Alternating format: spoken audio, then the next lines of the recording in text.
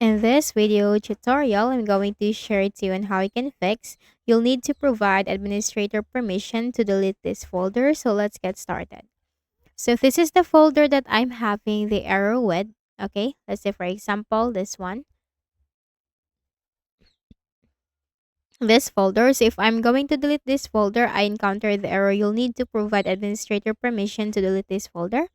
So if this is your folder or just simply right click on your folder that you're having an error with and then select properties. Now click on security, then click on the advanced tab or button, not the tab but button.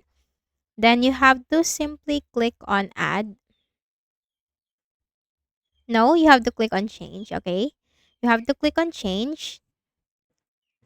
And then here you have to click on the advanced. And then here you have to click on find now. And then you just need to simply look for the administrator, okay? And then you have to click on okay. Click on okay. And then check this option. Also this one. Apply. Click on yes. Click on okay. And then click on okay again. And then click on okay. Then right click again. Select properties.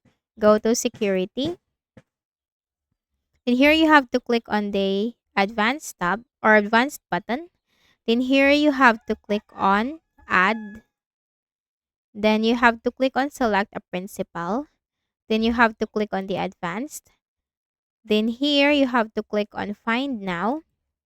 And the same thing, the same name or user account or the name that you have added earlier, you just simply choose that from here. And then you have to click on OK. And then click on OK. Then for the basic permissions, simply check that from here. Full control modify read and execute list folder contents read write.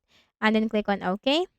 Click on apply, click on OK, click on apply, click on OK, and then try to delete the folder again and that will fix the issue for you. So, I hope this video helped you. Kindly please do not forget to hit the like button and subscribe to this YouTube channel. Thank you for watching this video.